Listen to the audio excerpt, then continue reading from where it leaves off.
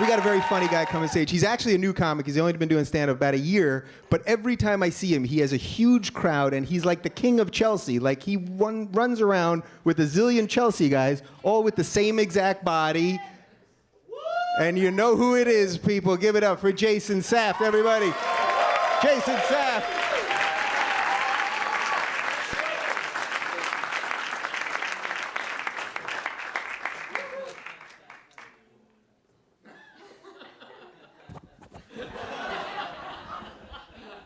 This is not part of the act. It's flu season, and I don't know where the fuck these people have been, so...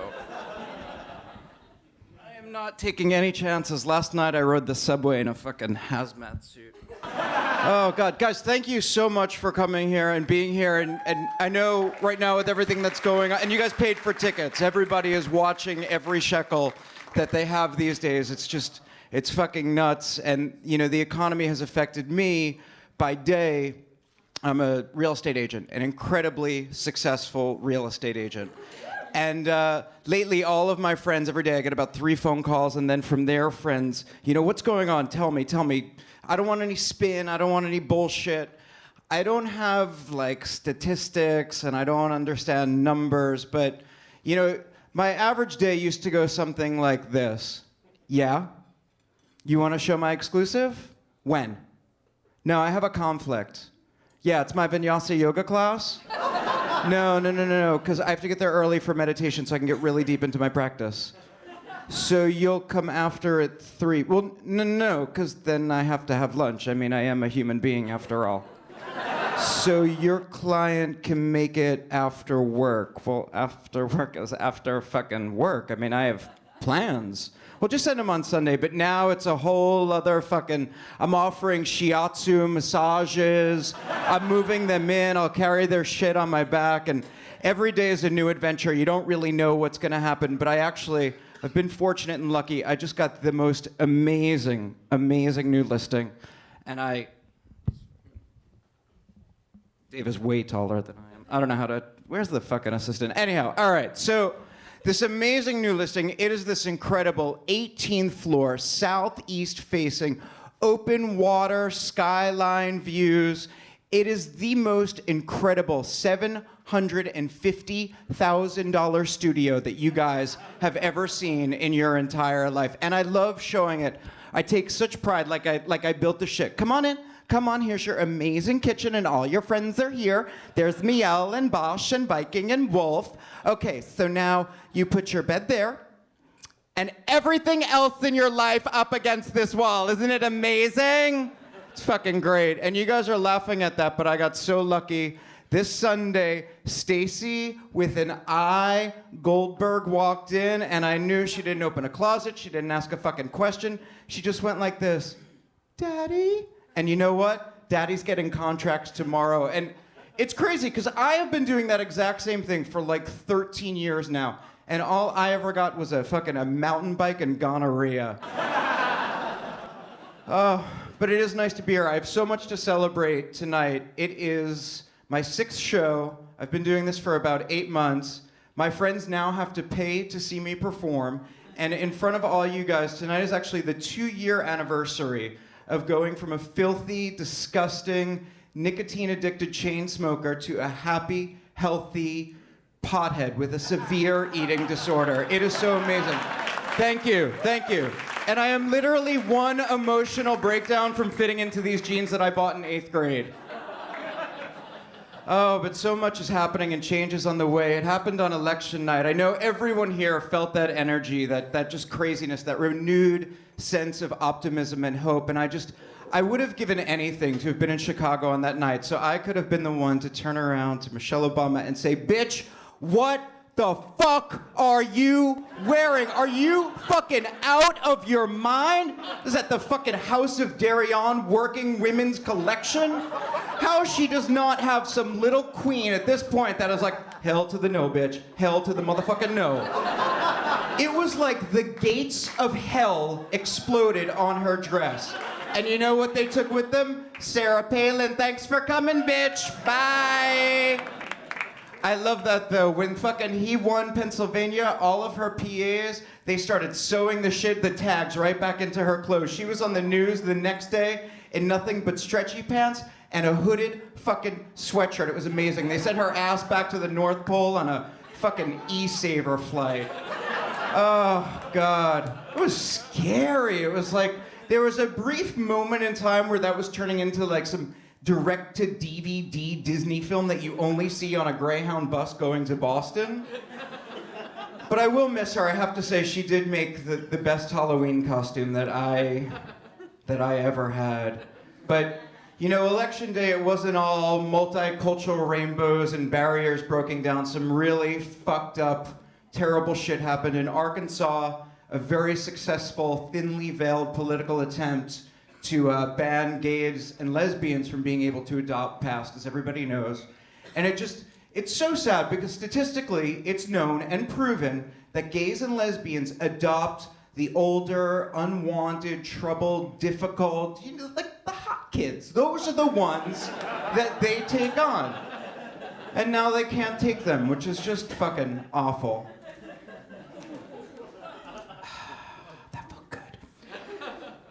And then in LA, Prop 8 passed, or California, well, it's all fucking LA. Who cares about the rest of that fucking miserable state? But they passed Prop 8, which is just awful, and Ellen and Portia are gonna have to return all those Ellen fucking DVDs and, you know, Indigo Girls collector box sets. I hope they didn't open those up. But the silver lining to all of this is it's finally gotten people riled up and angry. Like the last time I've seen Queens that angry was when you told them it was a 45-minute wait for a table for 12 at brunch. Like, you know, this is a generation that's incredibly complacent. And I got to be there with my brothers and my sisters at the marches, proudly holding my sign high above them and letting them know in rainbow glitter that I am available. I never miss an opportunity to mark it. Oh.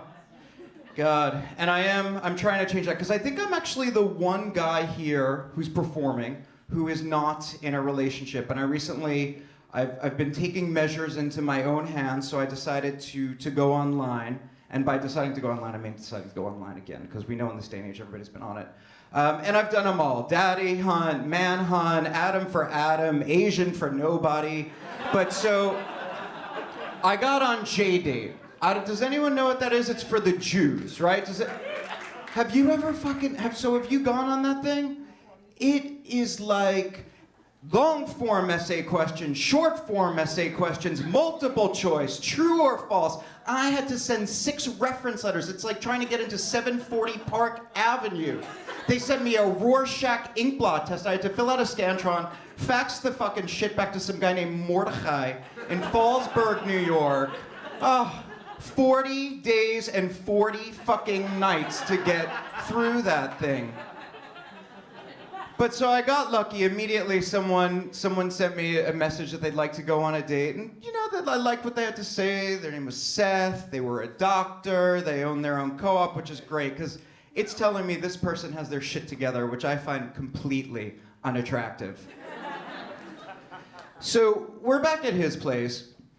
And I look at his nightstand, and I notice next to the bed, there's an alarm clock, a glass of water, an eye mask, earplugs, a retainer, a 20 milligram tab of Ambien, a Xanax, a copy of Chicken Soup for the Jewish Soul, You Never Call, You Never Write, The History of Jewish Mothers.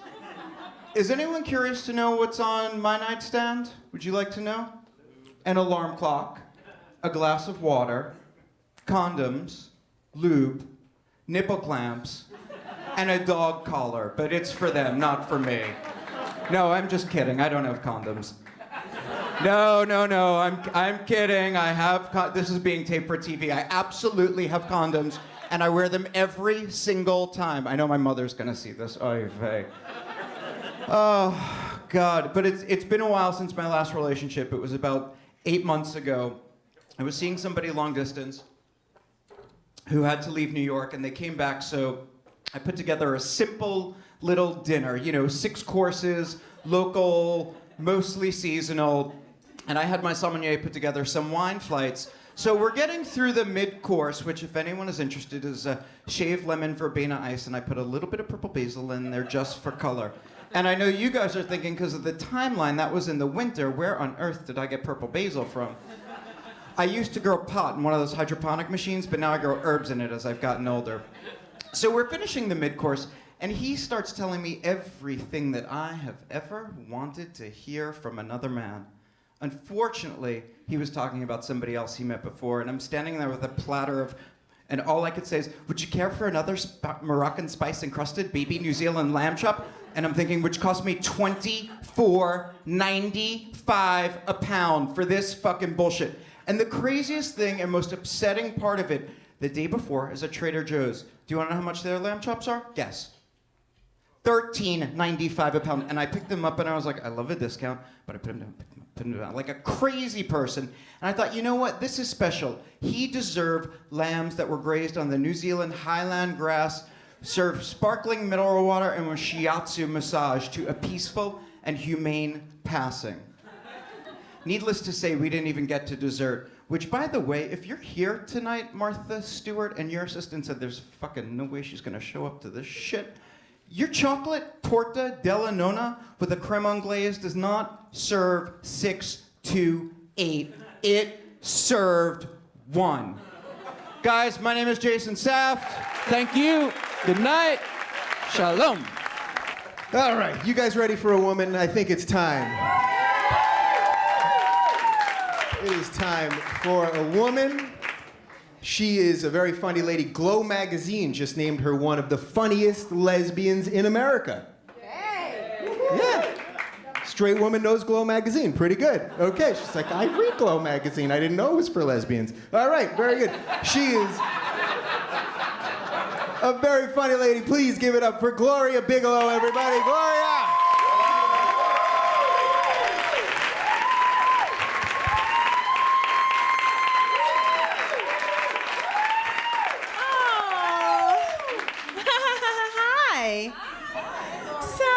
How's everybody doing? Good. All right, you can respond to me. I'm African American. You know we love call and response. That was my black joke. Yeah.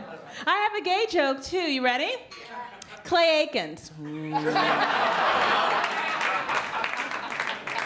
He came out of the closet. Was he ever in?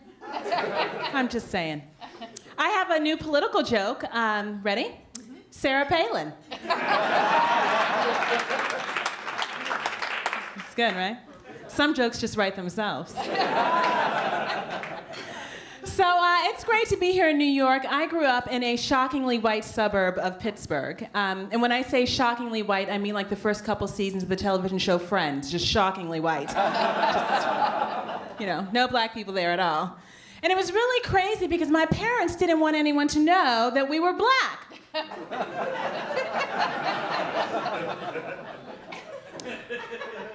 I think they knew. Simply because you can smell the collard greens coming from my house.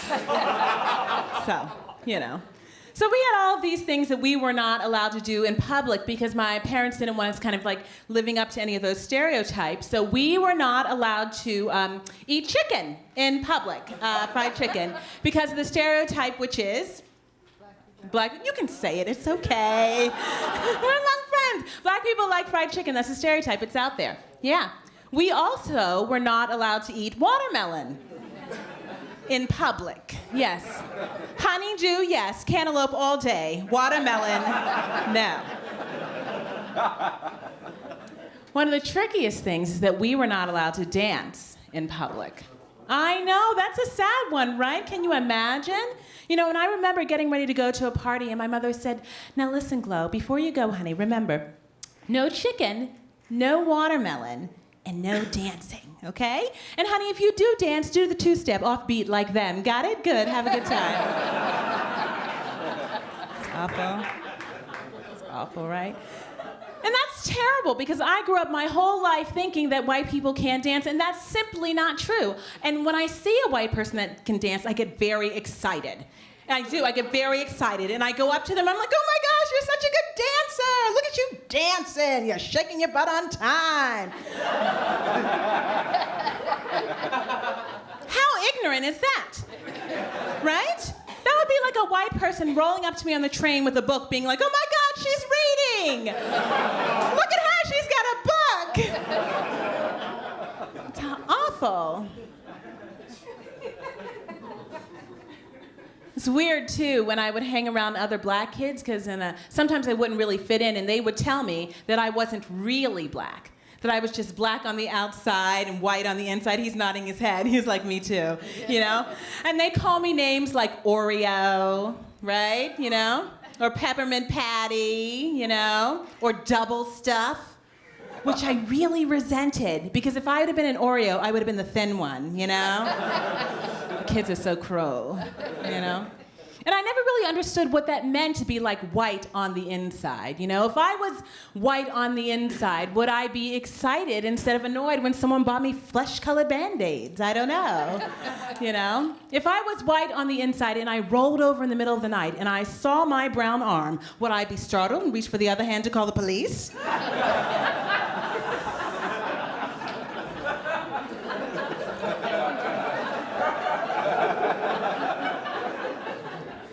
I don't know.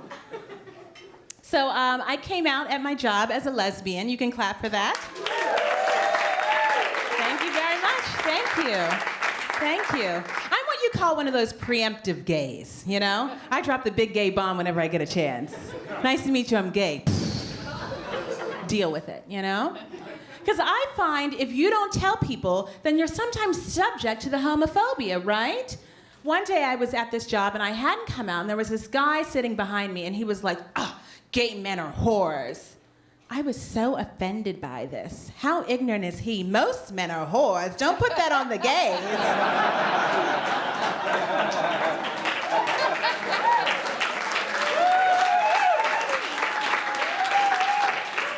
That's just not right, right? So I came out at my job, and there's this lunatic I work with. We'll just call her Meredith, you know, because that's her name. And,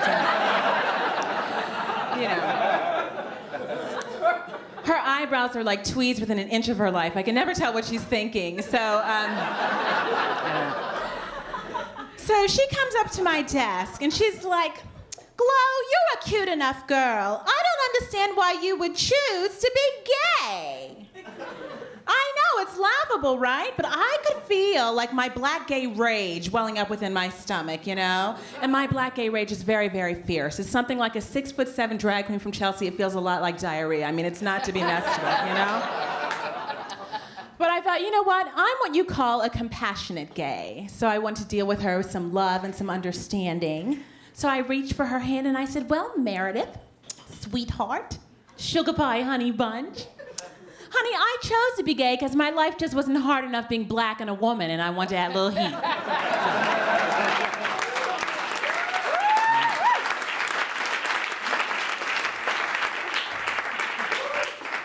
Go grow some eyebrows. So,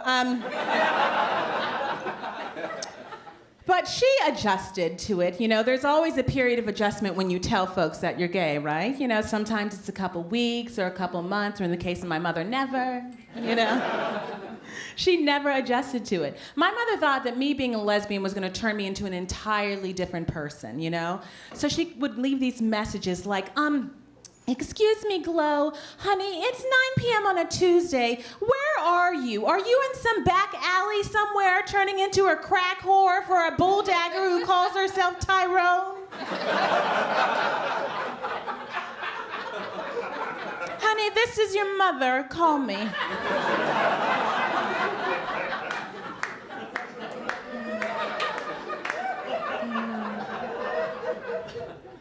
She came over to my apartment one day. She opened the refrigerator and she said, now, Glow, I noticed you don't have any dairy in this refrigerator at all. Everything in here is soy. You have soy milk, soy butter, soy sauce. Honey, is this a part of your lesbian lifestyle? Glow, I noticed you've been eating a lot of avocados lately. With that pit. What is that, honey? Is that a part of your lesbian lifestyle? Or, Glow, I notice you've been eating out other women. I mean, eating out to lunch, honey. Like lunch with other women. Is that a part of your lesbian lifestyle? Finally, she got one right. You know, the thing is that my mother was just so worried about me. She sat me down one day and she said, listen, Glow, you're already black. You're already a woman. And now with you being gay, honey, your life is going to be so much harder. It's going to be so much harder. You're going to be harassed all the time, just harassed all the time. And she was right, so I had to tell her to stop calling me.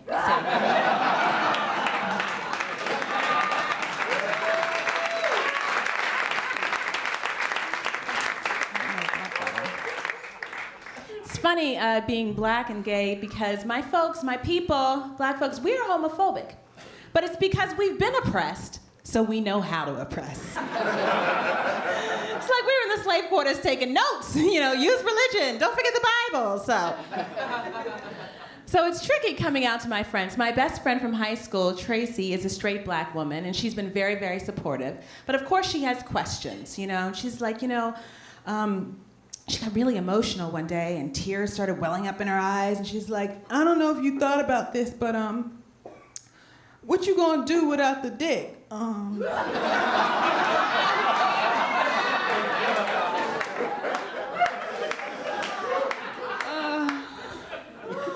you gonna live your life and all, you know, without the dick?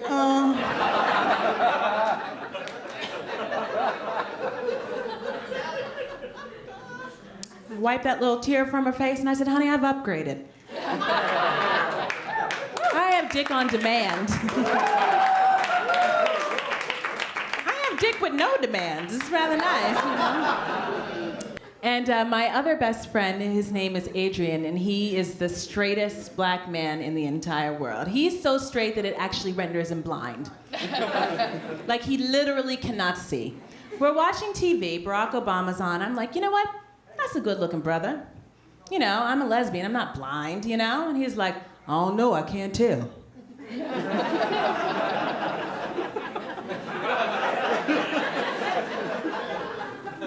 Well, honey, what do you mean you can't tell? You know, he's like, I can't judge men. Really? So you mean to tell me that between, like, Barack Obama and, let's say, John McCain, you can't look at these two men and see which one of them look better? He's like, I told you I ain't down with that gay shit. Now, I ain't asking you to drop to your knees. I'm asking you a simple question.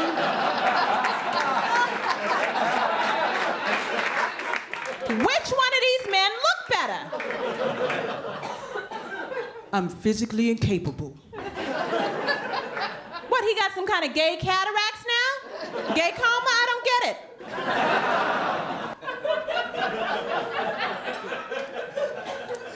So I've gone through a breakup, and people have been trying to set me up, and my roommate has tried to set me up with a white woman, bless her heart. And it's not her, it's my first girlfriend was a white woman, and this is when I discovered that I have PTSD, post-traumatic slave disorder, and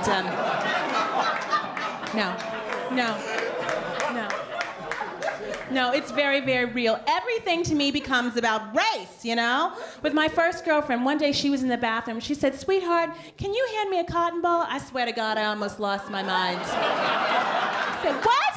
So I'm picking cotton for you now? I'm not doing it.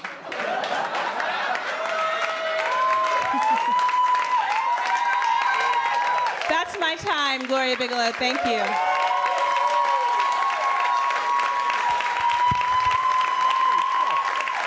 Gloria Bigelow, everybody.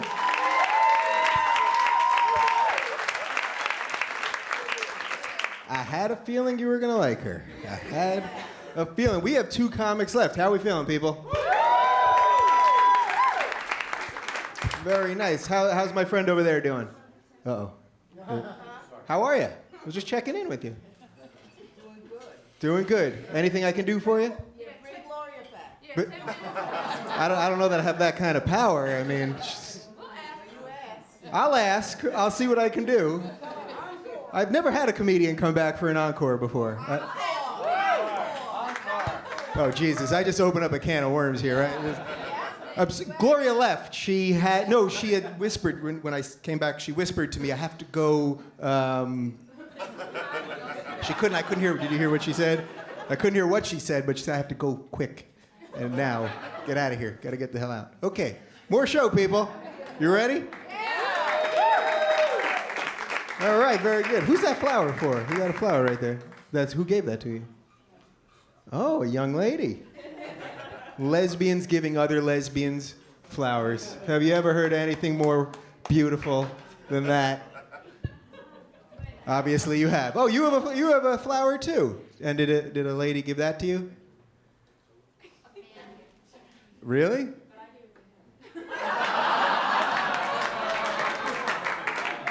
Real? Is this like some weird like junior high school sex game? Like whoever has the flower, give it to a lesbian, pass it to a man.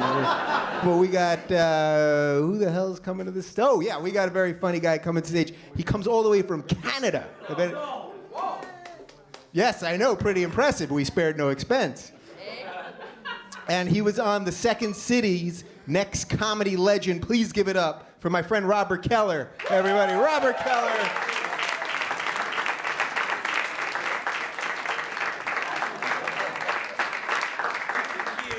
Thank you. How you guys doing tonight? Yeah. Oh my gosh, what a great crowd. I'm so excited to be here on Hot Gay Comics on here. Wow, what a great show. My mom and dad are here. Yeah. Yeah. Which reminds me, I'm gay. I'm sorry you had to find out this way. No, I'm kidding. They know I'm gay. They've known for a while, ever since I put up the New Kids on the Block posters in my bedroom last July. So they know. And my boyfriend's here tonight, too. Yeah. There's no joke. He just wanted to shout out, "What's up? Hey!" Holler on the rooftops. So... Yeah, we met a year ago. We actually met online, and before that, it was quite a drought for me, I have to say. And I tried all the websites, all the dating websites. I swear, I was on Manhunt, Craigslist, eBay, BlackAsianLove.com. You know what I'm saying? You do, sir. I know you do. I can tell. So it was quite an experience, but I think my most humiliating experience was on Match.com. And for those of you not familiar, let me just explain how it works. When you sign up to Match, you create a profile, but then you have to fill out this long questionnaire, and they use that. This woman's nodding. Like, yeah, you and I are going to be cutting ourselves in the bathroom later. I know, it's horrible.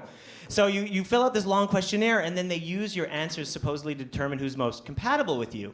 And then about every week or so, they send you the profiles of the people who are supposed to be most compatible. And they rank them by percentage of compatibility. So one week, they sent me my own profile.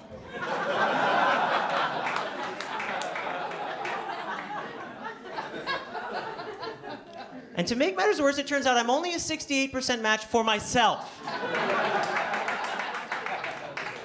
I don't even know what that means. But, of course, it didn't stop me from going on a date with myself. And when I say date, basically I defrosted a lean cuisine and jerked off to a Bowflex ad. But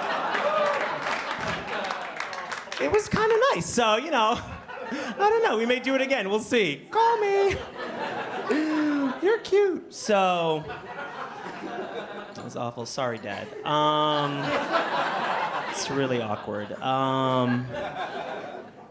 Yeah, so. Oh my gosh, you guys, my sister got married this summer. Yeah. My younger sister. She got married to a 47-year-old Orthodox Moroccan Jew. Party time! What? Celebrate good times for real. I don't know if you've ever been to a Moroccan Jewish wedding, but holy mackerel, okay? Whew. It's a small affair, 400,000 to 500,000 people at the wedding. It was like the Exodus from Egypt, basically, except with more gold lame and bigger boobs. You know what I mean?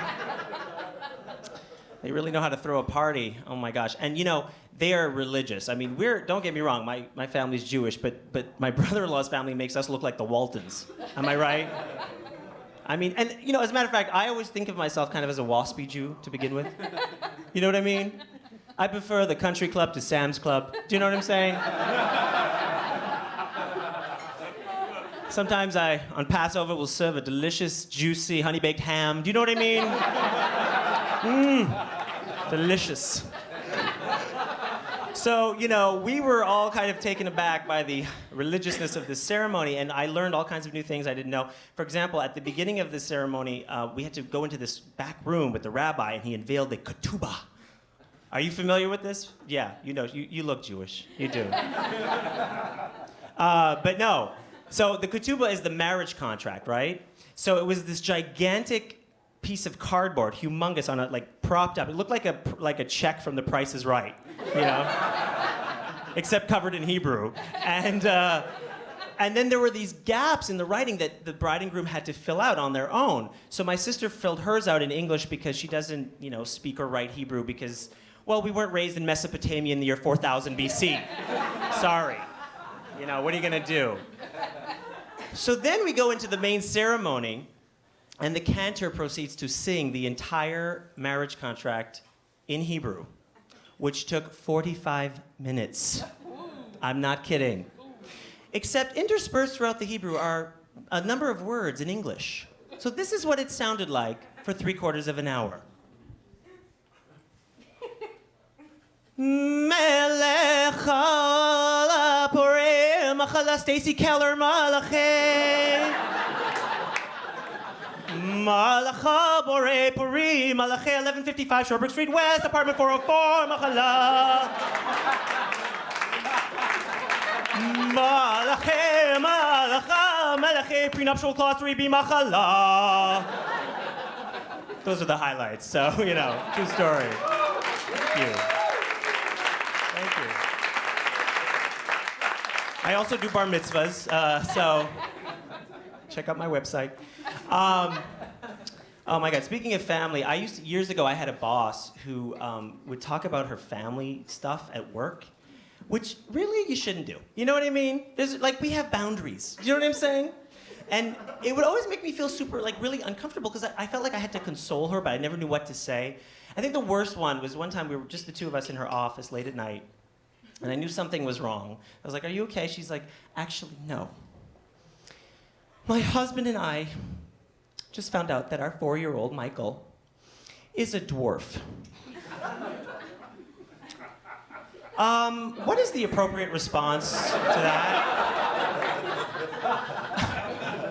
I mean, you can't be like, "Oh, that's horrendous. What a oh my God, you must be devastated," because that just makes her more upset. But you can't be like, "He's a dwarf, big deal. Who cares? It's not like he was born without a head. Hey, get over it, you know?" So I just said the first thing that came to my mind. I said, "Louise, at least he isn't gay." Not that there's anything wrong with that, you know, unless you're a gay dwarf, which is just like David Lynch territory. I don't.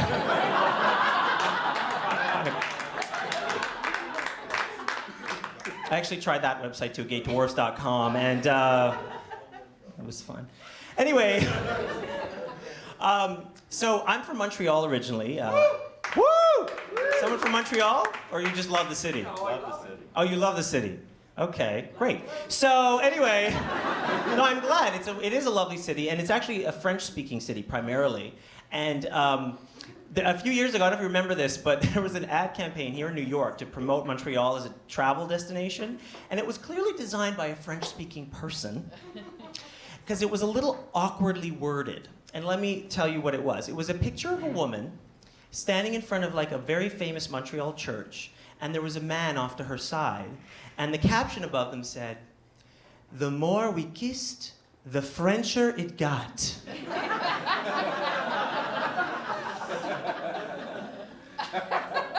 I think for the next campaign, the caption should be, "Come to Montreal, where you'll forget your troubles and your grammar." Speaking of Canada, you know, many people don't know this, but a number of years ago, my country gave your country a gift, a special gift. And that gift was Celine Dion. Yes. She is a gift, isn't she? A non-returnable gift. but a gift nonetheless. You know, I have to be honest with you, I am a little obsessed with Celine Dion. It's something I have. I've been that way for a long time. I was born that way. You know what I mean?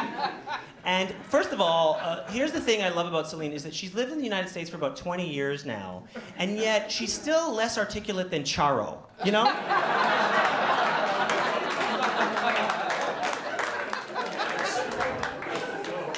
And the other thing I love about Celine, if you've ever seen her talking or in interviews, she gets very earnest. Yes. You know, where she's like, my life, it's like a fairy tale come true, you know?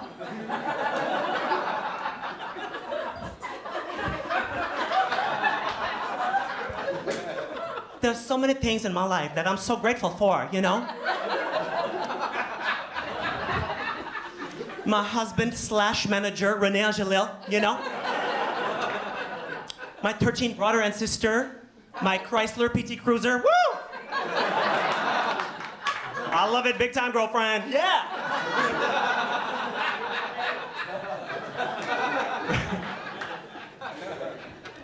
So, I used to watch way too much TV, actually, and I cut down, but my favorite thing to watch when I first moved to New York, because we didn't have it in Canada, was Spanish soap operas.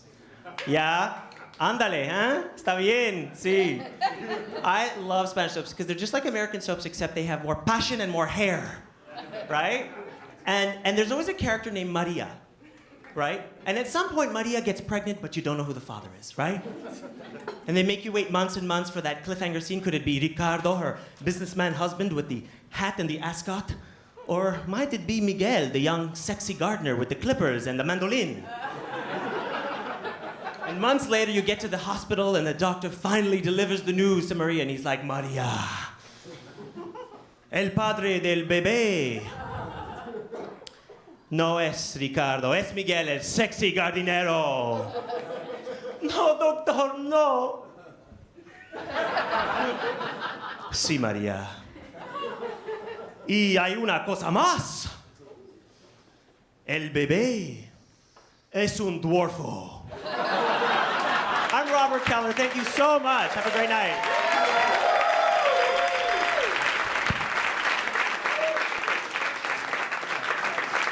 Robert Keller, everybody.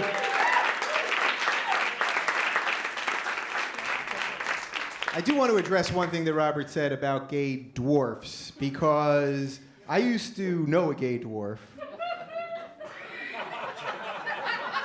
Wait till I get to the funny part.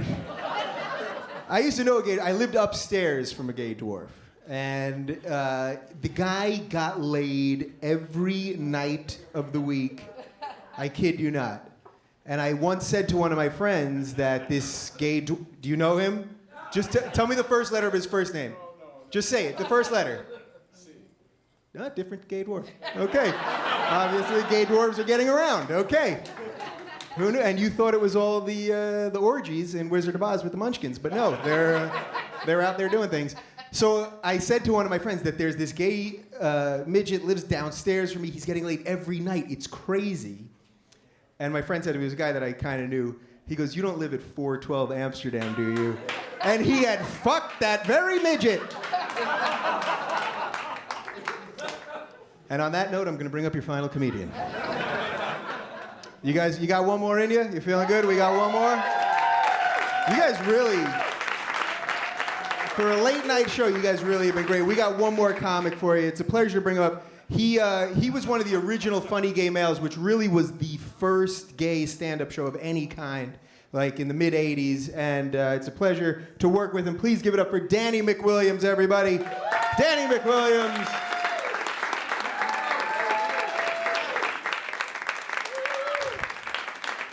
I'm one of the old gay people. I'm like Rosa Parks tonight. I'm gonna take a bus home. Happy Halloween. I didn't see you for Halloween. Happy Thanksgiving. Are you gonna have something foul in your oven? Like Paula Deen? Do you watch Paula Deen? Oh my God, all the butter, all the lard. My TV's having a bypass surgery right now at PC Richards. Welcome to the Gay Show of Comics. Isn't this a great show? Fantastic. It's like Showtime with the Apollo with a lot of white people, but what the hell? I love Showtime, the Apollo. I love when the young singers go on the show. They try to sing the song by the late, great Minnie Riperton. Remember that great singer, Minnie Riperton? Remember her? Loving you is easy cause you're beautiful. They cannot hit the high notes and they don't give a shit. They're gonna sing it anyway. They're like, la la la la la, ooh, la la la la la. I said la la la la la, la la la la la la, ooh doo doo doo doo. Oh.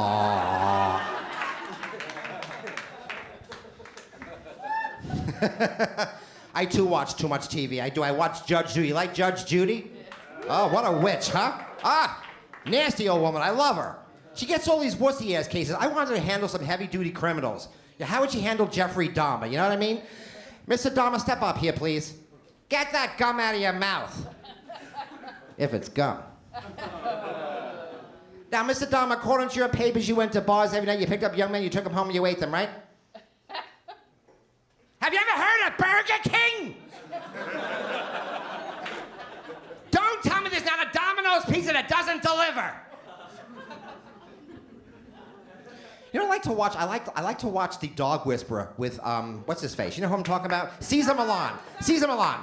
Cute Caesar Milan. He reminds me of Dr. Duke Gupta on CNN. You know, like all these cute men. No, but you know what the hell.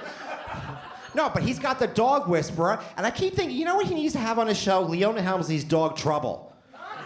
Because that dog's got $12 million and he needs to write out a will. And who can understand a dog but Caesar Milan? Trouble's on the show, he's like, Trouble, Juhu, Trouble.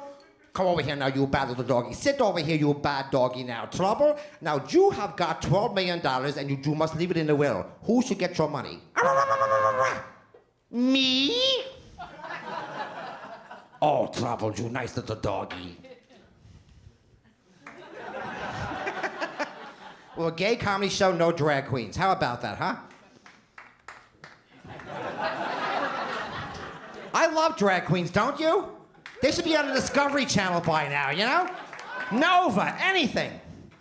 I always think, do drag queens practice drag when they're kids, and does the mother influence them? You know, I picture mother out the window like, Michael, did you practice your Liza Minnelli today? He's like, I got baseball practice. You get in that room right now, young man. Your father pays good money for those lessons. We need some lesbian drag queens. Yeah, oh yeah. Who would they go as? Lou Grant? I have no idea. Oh, God.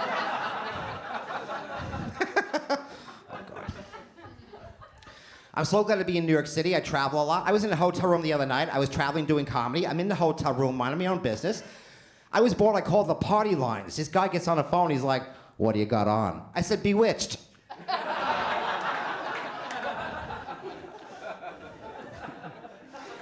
I'm back home in New York. I live in the Upper West Side of Manhattan. That's where I live, in the Upper West Side, where all these Jamaican nannies watch these rich white kids while the parents go off to work. Have you ever seen that? I always think, do those kids think that's their mother? Are they going to take after them? I walk out of my house. I see a rich white girl, long blonde hair. She's 5 years old. She's jumping rope. I walk out. I said, how are you? She's like, child, don't ask. That's where I start kindergarten class. Ooh, Lord, child.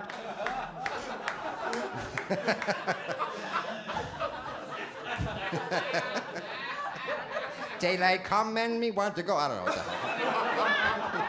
hell. Harry Belafonte. I like the daughter Sherry Belafonte. I forget her name anyway. Anyway, back to the act. So, yeah. I knew I was gay when I was 12. My brother's a big jock. He's like, hey, Danny, look at the hooters on that chick over there. Oh, I forgot. You don't know what hooters are. I'm like, I know what hooters are. He's like, yeah, right. Use the word hooter in the sentence. Who the hell decorated this room? Yeah, if you were straight, how would you get a girl off? By saying, get off me.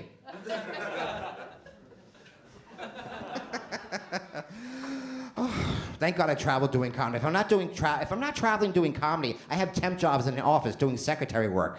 Any 9 to 5ers? Anyone? Nobody from Citigroup? Anybody? What the hell? Oh, I swear to God, no, I really, you know, I work in this office. The other day I had a temp job I had a nice temp job, minding my own business, having a very nice day. This woman approaches me, she goes to me, shirt and tie. Because I have this on. She goes to me, shirt and tie. I'm like, shirt and tie, shirt and tie. Things you wear at a wedding, things you wear at a wake, you know, the $20,000 pyramid. I'm like,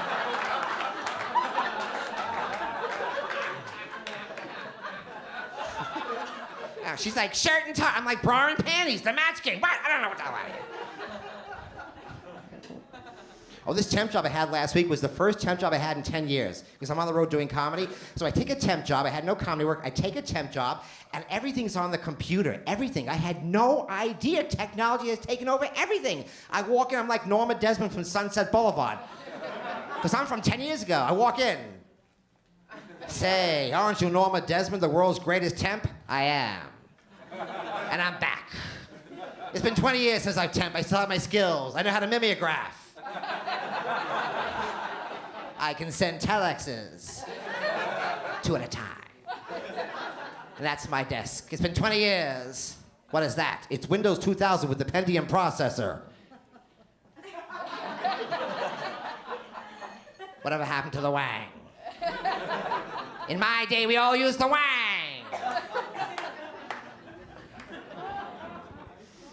I like when they make musicals of shows like Sunset Boulevard, Dirty Rotten Scoundrels. Remember a few years ago, Titanic the musical? Remember that show? Somebody writes a musical of Titanic? I'm like, oh, what a horror. I'm thinking, how are they going to end the show? You know, what are they going to do? Have the chorus sing?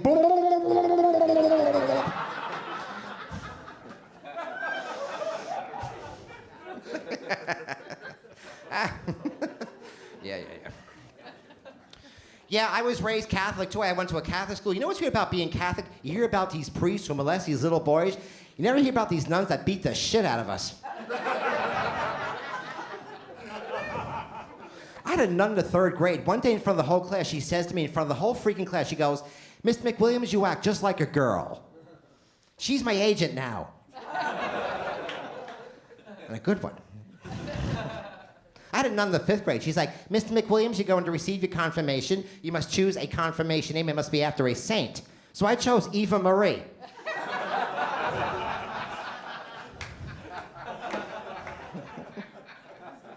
But I must get off soon. But I have to say one thing. We've come a long way as gay people. Remember years ago they considered homosexuality an illness? Actually, I like that idea. I figured I'll go see Liza Minnelli. I'll charge the tickets to Blue Cross and Blue Shield. And if homosexuality were an illness, you can get off from work. You just call in. "Hello, Mr. Jones, I won't be in today. It's that gay thing again." Oh, I don't know. I woke up last night with a big cock up my ass. Oh, you too? But you came in. Well, I'm going to use a personal day. Thank you all. I'm Danny McWilliams. You've been a great crowd. Back to your host. Your fabulous host. Thank you, baby. Danny McWilliams, everybody. Yeah. I think he was going to take a seat. Okay. That is our show. All right, did you guys have fun? Thank you guys for coming out. Give yourselves a round of applause and have a good night.